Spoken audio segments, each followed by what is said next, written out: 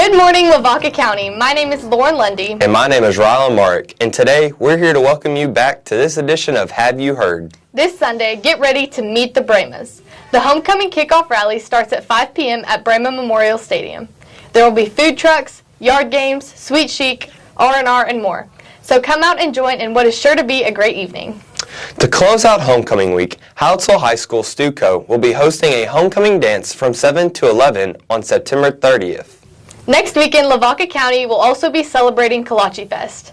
The festivities will begin on September 29th with the 42 warm-up domino game at 6:15 p.m. On Saturday the 30th, the 5K fun run will start at 7:30, followed by the parade at 10. The KC Hall area will be filled with craft booths and food vendors. Other activities include barbecue cook-off, car show, cornhole tournament, pie contest, kolache baking demo, and more. Today we're here with Miss Davy Spaeth, who's going to show us how to make some of her famous kolaches. It'll be 1 1/3 cups flour, Okay. 4 tablespoons of sugar, 4 teaspoons of yeast, and then, I don't know, I mix it a little bit. Okay. And then you add 1 1/3 cups of warm milk. And then you just kind of mix it, and then we'll let it double in size. Did you grow up cooking? I did. My mom taught me the basics, like cookies and cakes, and then I just kind of took it from there. Okay, there we go. All right, and then we just let it rise. So now we're going to take our mixture that we made. Okay. We're going to pour it in. And you can just keep the whisk in there. Then Okay. You want to kind of whisk in the butter with that whisk? Sure. I usually whisk the butter and the egg yolks in before I turn it on.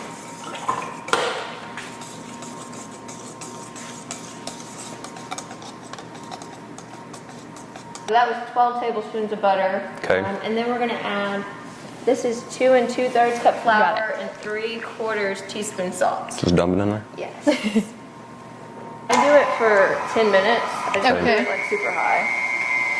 So there's a lot of work and waiting that goes into these. You can't like just make it, be like, I want kolaches in It's not like an a hour. quick Yeah. thing. I know some people make them like, they'll make them and they'll bake them and then they'll put them in the freezer and then they'll just take them out and thaw them. And it's good that way. I've tried where you like freeze the dough balls before they rise again. Okay. And that seems to work okay. It makes it a little faster. Like once you win, they have you come and this sweet lady, I can't remember her name, she makes you a homemade apron and everything. Oh, wow. So, I'll go grab it in a minute if you want to see it. Yeah. All right. And then the demo was at like 3 maybe. Okay. And so, Okay. and actually I had everything, like I had it pre-measured and I was like so proud of myself and I forgot fillings. I was Oh. My mom had to go to Hoper's. I was like, please go for me. And then one other thing you have to do, you have to make a lot of kolaches because people want to sample them. And so I think I made like 6 dozen and we like Ooh. Wow. so you have to like have the whole day before free so you Yeah. can make kolaches. Very fancy. And so some lady handmade this? Yes. Wow. Okay. Oh, okay. That's probably. She worked Very the nice. parade. I thought it was cute. Very. I love the ruffles. And the Yeah. rickrack is cute. Yeah. Oh yeah, and crosses. You ever make Pacifica? No, I don't think I even have heard that word before. I made it for like dewberry pies and stuff. Yes. You put it on top. It's like a kind of Like like a crusty. dough? It's like I don't know. It turns like it turns Okay. into like a crumbled crust kind of. And it's sweet. Measure out Got a cup ton of sugar. flour. Sure. So the original recipe had, I think, a lot more sugar and butter than flour. Mm-hmm. And it was like, I didn't like how it melted, so because I like it drier, kind Mm-hmm. of crumbling on it. So, I was gonna say I remembered right. It's like a ton of sugar. yeah, I usually just do like 1 cup, like a 1-to-1 ratio of flour and sugar. And then I just add butter to my thing. Since you've never made it. I have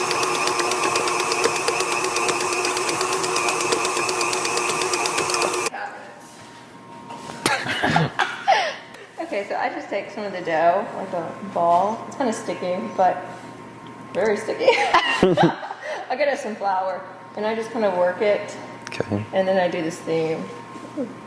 I've like added more flour before to kind of make it not so sticky, Okay. but then the dough's not so fluffy. So, Okay. you know, it's kind of a double-edged sword.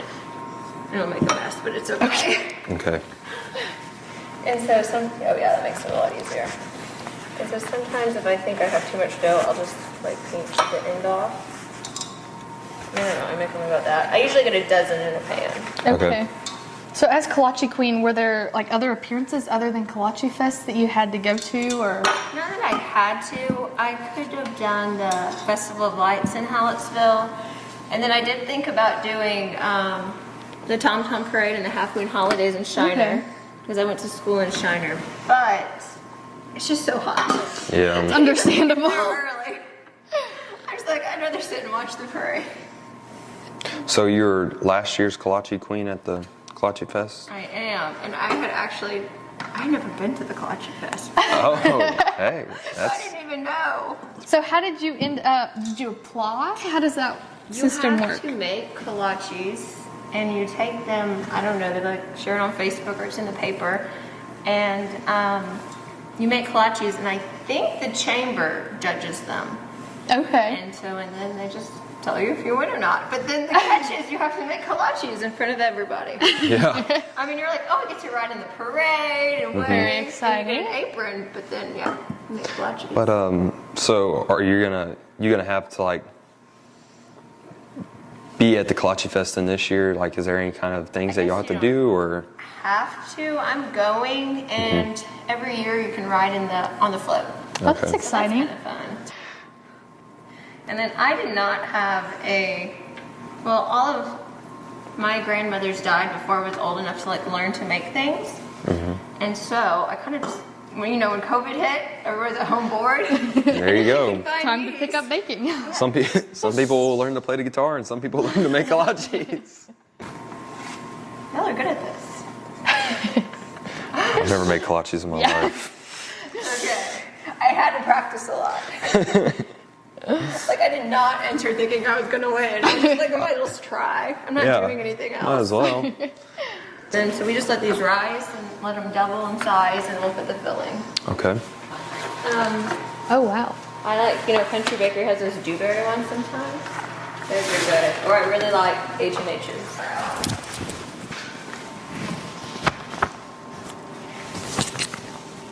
So if somebody wants to go ahead and brush these with the butter.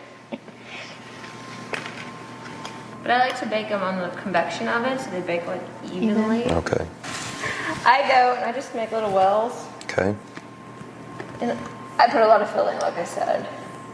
I don't know, I just kind of... I'm gonna start making the wells on, And I try to wells on these. kind of stretch it because I like the dough to touch when they bake. I mean, Okay. I know Oh, there's different okay. ways. All together. But that way they stay kind of, I don't know, it stays softer. I think Yeah. the dough doesn't dry out as much.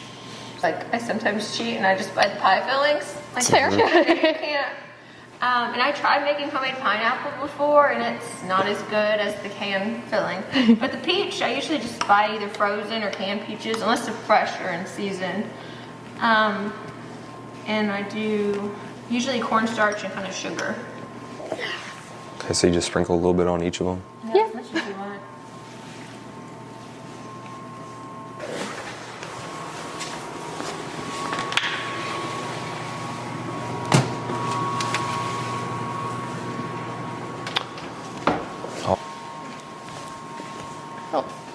All right, so we just took these fresh baked kolaches out of the oven. Gonna taste test. Them are good, and they're fresh, just out of the oven, warm still. Ah, they're pretty good. Alrighty, well, we got our kolaches out of the oven. They taste delicious. Thank you again for showing us how to make them and taking time out of your day to do this. And now on to Tie for Sports.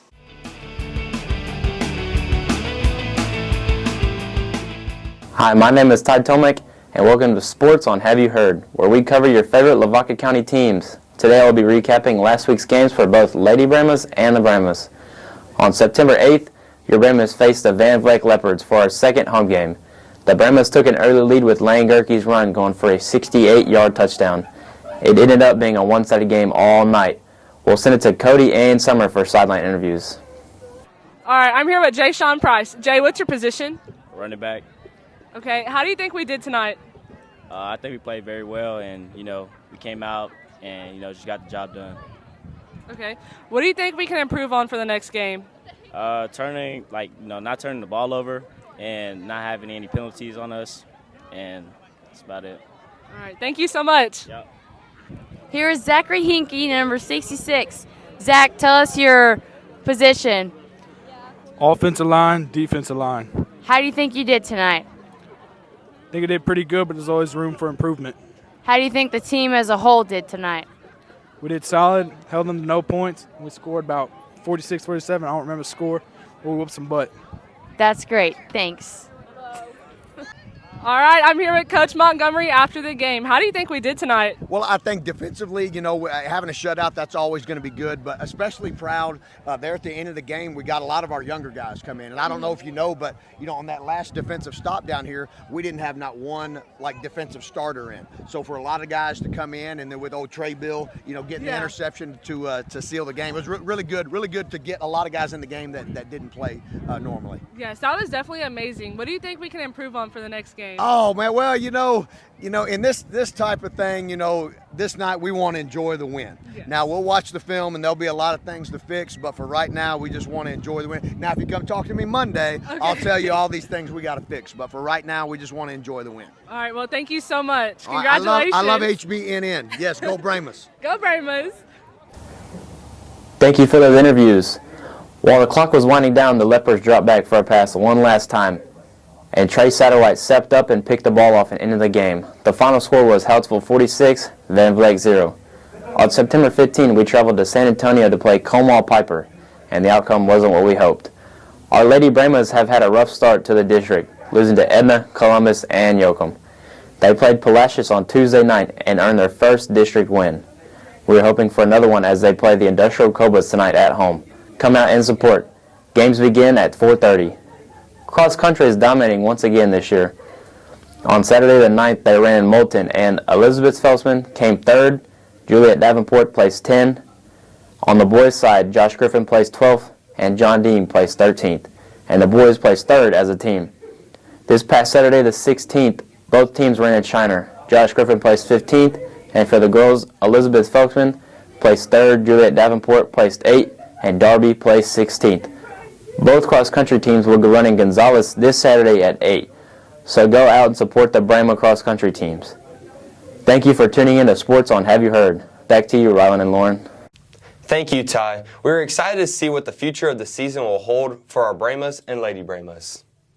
I sure hope we're done with the extreme heat. Let's go to Darby Phillips to hear about the weather. Good morning, Lavaca County. My name is Darby Phillips, and here's your weather outlook for the next 14 days. This weekend, you can expect more hot and humid weather, with temperatures ranging from 97 degrees to 73 degrees. Moving into next week, you can expect tons of sun, making a perfect week for homecoming with temperatures in the low 90s and then progressing into the low 70s at night. Next weekend, you can expect bright and sunny weather, perfect for a great time at Kolache Fest as well as the HHS Homecoming Dance, with a high of 93 degrees and a low of 69 degrees. The following week, we will finally start to experience some fall weather, with temperatures ranging from higher 80s to mid-60s. Now to Brett and Peyton with the Ag Report. Hello, Lavaca County. My name is Brett Baker. And my name is Peyton Matheson. And welcome back to Episode 2 of Ag in Your World, brought to you by the Hallettsville FFA and the Hallettsville Brahma News Network. Our FFA members are excited to be back at school and ready to start a new FFA year. Our members are gearing up for LDE season. Leadership development events, also known as LDEs, are designed to demonstrate abilities in public speaking, decision-making, communication, and members' knowledge of agriculture and FFA. If you are interested in LDEs offered at Hallettsville High School, talk to your ag teacher, or you can always check out Texas FFA website to learn more. Attention FFA members, pay attention to the upcoming dates so you don't miss out on anything. Hallettsville FFA is assisting in hosting a petting zoo for the first time this year, which will be on Saturday, September 30th. This can be a great community service project for our members. If you would like to help out in any way or learn more, talk to FFA officers Lauren Lundy, Elle Mays, or an ag teacher. FFA members, our first meeting was a success. Thank you for everyone who showed up to have a fun start to the school year. Our next FFA meeting will be on Monday, October 2nd at 7 p.m., along with the Parent Booster Club meeting. Hallettsville FFA will be hosting a second concession stand in October. FFA members and parents, please be prepared to sign up for a shift. Sykes Fruit, Meat, and Cookie Dough fundraiser packets are out and are due on Friday, September 22nd. FFA members, please be aware that there is a new rule stating that you must sell 10 fundraiser items in order to participate in LDEs, CDEs, or speaking events. And livestock exhibitors, don't forget, you must attend a minimum of 3 out of 5 meetings to be eligible for the Hallettsville Junior Livestock Show in January. And there are only 4 meetings left before the show. And lamb and goat exhibitors, tag in will be on Tuesday, October 10th from 4 p.m. to 6 p.m. here at the Ag Shop. If you have any questions, you can always ask an FFA officer or an ag teacher. Every episode, we like to shine a spotlight on one of our outstanding FFA members. This spotlight goes to Jake Ressler, who is serving as the Hallettsville FFA Vice President. Jake is starting his second year as an FFA member and his first year as an officer.